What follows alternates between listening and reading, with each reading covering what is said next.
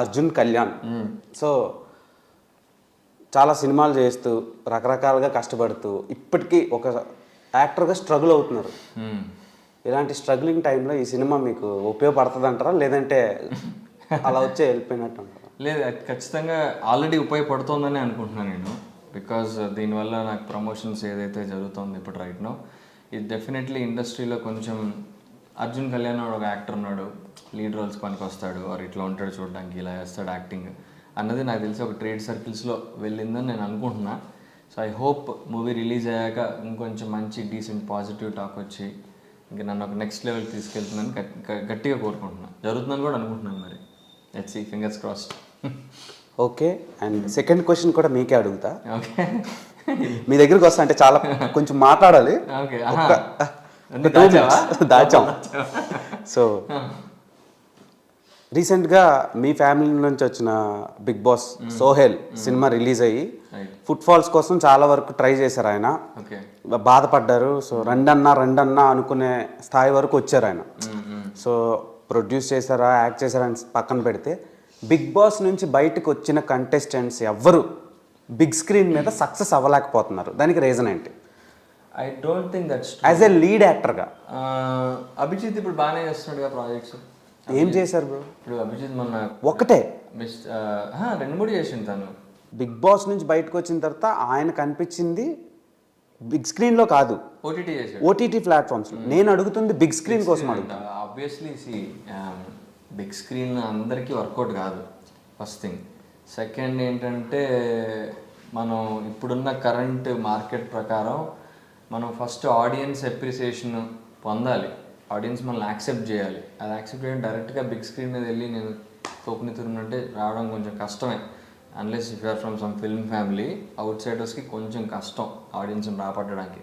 అది మరి అది ఎందుకని అట్లా జరుగుతుంది అన్నది ఇంకా మనం ఆడియన్స్ వ్యూయింగ్ ప్యాటర్న్ బట్టి మనం ఆలోచించుకోవాలి. బట్ హ్యావింగ్ సెట్ దట్, మనం మంచి కంటెంట్ రిలీజ్ చేస్తే ఇర్రెస్పెక్ట్ ఆఫ్ నువ్వు బిగ్ బాసా కాదా అయినా కూడా వచ్చి చూస్తాను. ఎందుకంటే బిగ్ బాస్ తమిళ్లో ఉన్న యాక్టర్స్ సక్సెస్ఫుల్ ఉన్నారు, బిగ్ బాస్ కన్నడలో యాక్టర్స్ సక్సెస్ఫుల్ ఉన్నారు. ఇక్కడ కూడా అలాంటి పొటెన్షియల్ ఉన్న యాక్టర్స్ బిగ్ స్క్రీన్ వీడికి సెట్ అవుతాడు, ఖచ్చితంగా సినిమాలు సూట్ అవుతాయి, వీడు ఒక మెయిన్ లీడ్ హీరోగా ఎదగగలడు అని అనుకుంటే నేను అనుకోవడం సక్సెస్ఫుల్ ఈరోజు కాకపోతే రేపన్నా అవుతాడు అని అనుకుంటున్నాను నేను. అండ్ ఇప్పుడు సోహైల్ కానీ నేను కానీ మేమందరం బిగ్ బాస్ని ఒక ప్లాట్ఫామ్లోనే యూజ్ చేసుకోవడం జరిగింది, మాకు మా రీచ్ పెంచుకోవడానికి. బిగ్ బాస్ ఇప్పుడు సోహైల్ కానీ నేను కానీ షార్ట్ ఫిల్మ్స్ నుంచి, తను టీవీ నుంచి వచ్చాడు, నేను షార్ట్ ఫిల్మ్స్ యూట్యూబ్లో వెబ్ సిరీస్లు అనుకుంటూ, తర్వాత కొన్ని సినిమాల్లో చిన్న చిన్న రోల్స్ చేసుకుంటూ. దీని బిగ్ బాస్ ముందర నేను మూవీస్ చేశాను, ఒక 2 మూవీస్, వన్ ఆఫ్ ది లీడ్గా ప్లేబ్యాక్ అని, పెళ్లి కూతురు పార్టీ అని. బిగ్ బాస్ తర్వాత నాది యాజ్ ఎ లీడ్ రిలీజ్ అవుతుంది సినిమా. అంతకుముందు ఇంకో సినిమా రిలీజ్ అయింది, దాని గురించి నేను పెద్దగా ప్రమోట్ చేయలే, నేను వసంత సినిమా చేసాం. బట్ ఇది నేను ఖచ్చితంగా నెక్స్ట్ లెవెల్ తీసుకుంటుంది అనుకుంటున్నా. And at the same time బిగ్ బాస్లో చేసే వాళ్ళు కూడా ఇప్పుడు అమర్దీప్ మూవీస్ చేస్తున్నాడు, తను సైన్ చేశాడు. And there are other actors also, Gautam కూడా ట్రై చేస్తున్నాడు. It all depends on what content they are offering. At the same time వాళ్ళు ఆ పొటెన్షియల్ ఉండాలి. ఓకే, వీడు లీడ్ మెటీరియల్ అన్న ఒక పొటెన్షియల్ ఉంటే ఖచ్చితంగా సక్సెస్ అవుతారనుకుంటున్నా. ఆడియన్స్ యాక్సెప్టెన్స్ ఇంపార్టెంట్, కొంచెం లక్ ఫ్యాక్టర్, ఇండస్ట్రీ కూడా హెల్ప్ చేయాలి. 360 డైమెన్షన్స్ అన్ని కలిసి రావాలి. ఇంకా చెప్పలేము అన్ని. ఇప్పుడు ఆడియన్స్ యాక్సెప్టెన్స్ ఉన్నా ఇండస్ట్రీ యాక్సెప్టెన్స్ ఉండాలి మాకు. మళ్ళీ ఇండస్ట్రీ నుంచి మాకు ఆఫర్స్ రావాలి. అవుట్ సైడర్స్కి ఎంత కష్టం మీకు తెలుసు, సినిమా ఆఫర్లు పట్టుకోవడం ఎంత కష్టం. మాకు ఒక డీసెంట్ మార్కెట్ ఎస్టాబ్లిష్ అయ్యేంత వరకు మమ్మల్ని ఎవరు పట్టించుకోరు. మా అందరూ మేము కొట్టుకుంటూనే ఉండాలి, ట్రై చేస్తూ ఉండాలి. సో ఒక డీసెంట్ హిట్ పడితే, ఒక మార్కెట్ ఎస్టాబ్లిష్ అయితే అప్పుడు కానీ మా దగ్గరికి రాదు. Okay, so and coming to ఈరోజు బేసిక్గా బాబీ డాల్స్ని నేను ఎప్పుడు ఫోన్లలో తర్వాత టాయ్స్లో చూస్తూ ఉంటా. ఫస్ట్ టైం నా ఎదురు కూర్చుంది.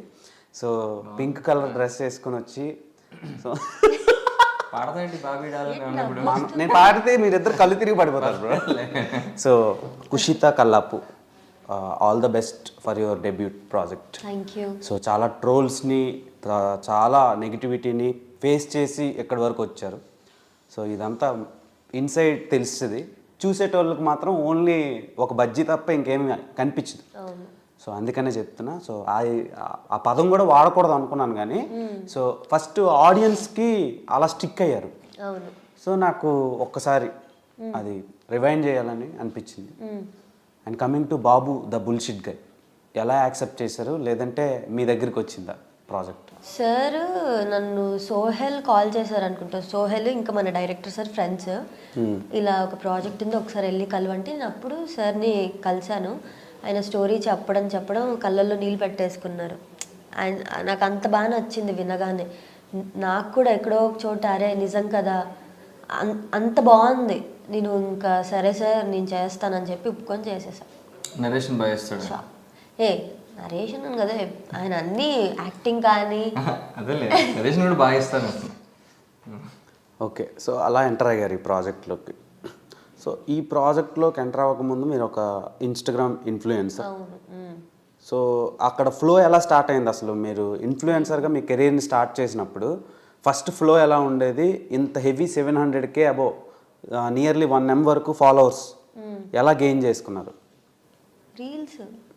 ఎలాంటి reels? What kind of reels you did? నేను శారీ చీర కట్టుకుంటే ఎక్కువ వ్యూస్ వస్తాయి. శారీ నాకు కూడా ఎక్కువ శారీసే ఇష్టం. ఓకే, చీర కట్టి మా మనసుల్ని చిమ్మేస్తున్నారు. సో నాకు మిమ్మల్ని చూస్తే చూడవా ఇన్స్టాగ్రామ్? అంటే నేను చూసావుగా, చూస్తాను బ్రో, కానీ ఒకటి గుర్తుపెట్టుకోండి, వీ హ్యావ్ 50 lakh ఫాలోవర్స్ అనమాట.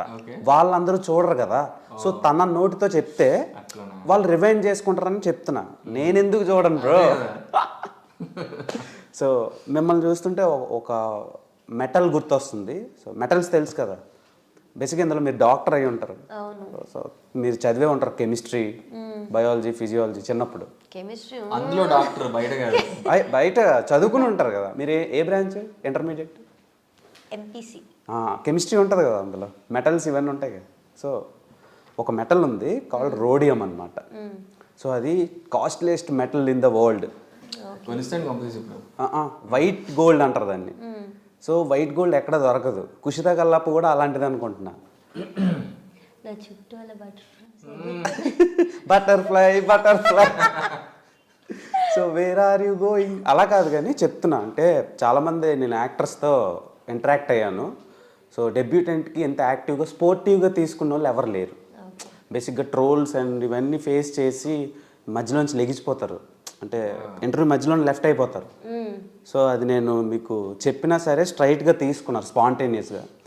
అది మీకు అది నాకు నచ్చింది, మంచిగా అనిపించింది. వాళ్ళకి వేరే మెటల్స్, వాళ్ళకి మెటల్స్ ఏమి ఇవ్వలేదు, జస్ట్ వాళ్ళ హిస్టరీని వాళ్ళకి చెప్తేనే లేచిపోతుండే. సో అక్కడ ప్రాబ్లం వచ్చింది.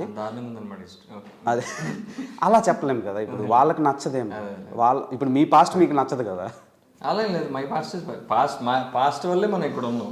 అదే కొందరికి నచ్చదు, చేసిన పాస్ట్ లో మిస్టేక్స్ వల్లే మనం ఇక్కడ ఉంటాం. ఆ మిస్టేక్స్ ను ఎవరైనా రిమెంబర్ చేస్తే కొందరికి నచ్చదు. సో అలా చెప్తున్నాను.